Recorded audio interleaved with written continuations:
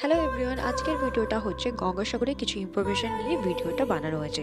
তো তার আগে বলে রাখি, আজকের যে ভিডিওটা তোমরা দেখছো তার আগে গঙ্গাসাগরের কিছু হোটেলের বিষয় কিন্তু আমি উল্লেখ করেছি আমার একটা ভিডিওতে। তোমরা যদি এখন গিয়ে কেউ না দেখে থাকো তাহলে আমি তোমাদের সাজেস্ট করবো চ্যানেলটার ভিতরে ঢোকার পরে ওই ভিডিওটা তোমরা দেখে নিতে পারো। আর তোমরা যদি কেউ গঙ্গাসাগরে যাওয়ার কথা ভাবছো তো আগাম ওই ভিডিওটা কিন্তু তোমাদের অনেক হেল্প করতে পারে।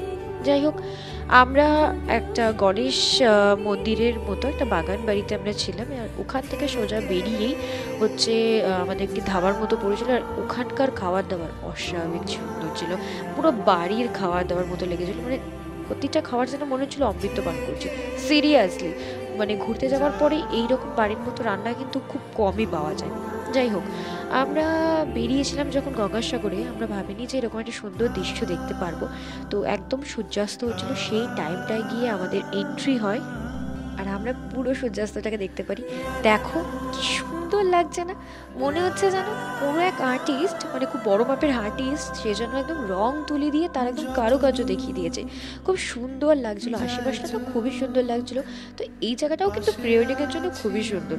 তবে হ্যাঁ, একটা সত্যি কথা বলি, গঙ্গাসাগরের মেলার আগে অবধি এটা ঠিক আছে, গঙ্গাসাগরের মেলার অনেকটা দিন কিন্তু এই জায়গাটা খুবই একটু নোংরা মতো থাকে। যাই হোক, এখানে অনেকগুলো জায়গা ছিল, ছবি টবি তুললাম। এরপরে আমরা চলে আসি কপিল মুনির আশ্রমে। অনেকের কাছ থেকে যে ঘটনাটা জানতে পেরেছি যে আগেকার একদম আগে যে কপিল মুনির আশ্রমটা ছিল সেটা নাকি এখন সমুদ্রের তলা রয়েছে। এটা নাকি ওই ডুবে যাওয়ার পরে সরকারি তাকে একটা নতুনভাবে তৈরি করেছে। যাই হোক, এখানে একটু ছবি টবি তুললাম। সব কিছু ছবি টবি তোলার পরে একটুখানি বাইরে গিয়ে ফুচকা টুচকা খেলাম। তবে হ্যাঁ, মন্দিরে ঢোকার পরে কিন্তু ওখানে বড় বড় একটা সাইনবোর্ডে লেখা আছে এখানে ছবি ভিডিও করা কিন্তু অ্যালাউ। পরে যখন আমি জানতে পারলাম যে এখানে ভিডিও করা একটা অ্যালাউ, মানে নিজের ছবিকে নাকি ভগবানের সাথে একসাথে তোলা যাবে না।